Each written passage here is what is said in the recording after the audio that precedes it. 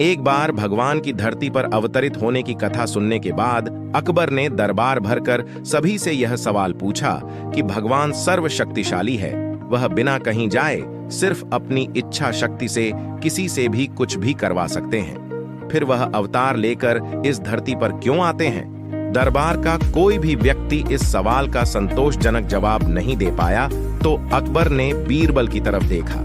बीरबल ने अकबर से इस सवाल का संतोष कारक उत्तर दे पाए, इसलिए थोड़ा समय मांगा। अकबर भी इस बात के लिए राजी हो गया। दरबार खत्म होने के बाद बीरबल सीधा उस नौकरानी के पास गया जो अकबर के बच्चे के देखभाल का काम करती थी। बीरबल ने अकबर द्वारा पूछे गए सवाल के बारे में उसे नौकरानी को बताया और उसे उस सवाल का उत्तर देने में उसकी सहायता की जरूरत होगी, ऐसा उसे समझाकर उसकी सहायता मांगी। नौकरानी जानती थी कि बीरबल उसे कभी मुसीबत में नहीं डालेगा, इसलिए वह बीरबल की सहायता करने के लिए सहमत हो गई। और उसे क्या करना है वह पूछा। बीरबल ने उसको बताया कि जब शाम को हमेशा तरह अकबर जब अपने बच्चे के साथ खेलने के लिए आएगा, तब तुम्हें किसी बहाने से बच्चे की जगह उसके जैसे दिखने वाले खिलौने को तालाब में गिरा देना है। अगले दिन शाम को जब अकबर टहलने के बाद जब तालाब के पास आया, तो उसने नौकरानी से अपने बच्चे को लेकर आने के लिए कहा। नौकरानी बीरबल के समझाए अनुसार बच्चों का खिलौना कपड़े में लपेटकर लेकर आई और लड़खड़ाने का नाटक करते हुए उसे तालाब के पानी में गिरा दिया।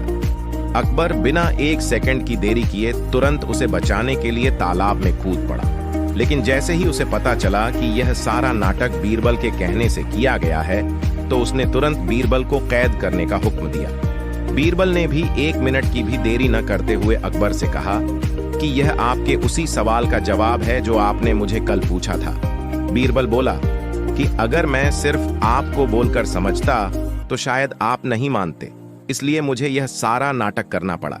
जैसे आपके पास इतने सारे नौकर होते हुए भी आपने अपने चहेते बच्चे के लिए खुद ही पानी में कूदना बेहतर समझा, बस इसी तरह भगवान भी अपने चहेते लोगों के लिए उन्हें मुसीबत बचाने के लिए खुद ही धरती पर अवतरित होते हैं, फिर चाहे वह अपनी एक इच्छा मात्र से उनकी सहायता कर सकते हैं, लेकिन यह उनका प्यार ही है जो उन्हें धरती पर खींच लाता है। बीरबल की बातें सुनकर अकबर का गुस्सा शांत हो गया और उसके जवाब से अकबर पूरी तरह संतुष्ट हुआ। दोस्तों, आपको यह कहानी कैसी लगी? क्या आपने यह कहानी पहले सुन या पढ़ रखी थी?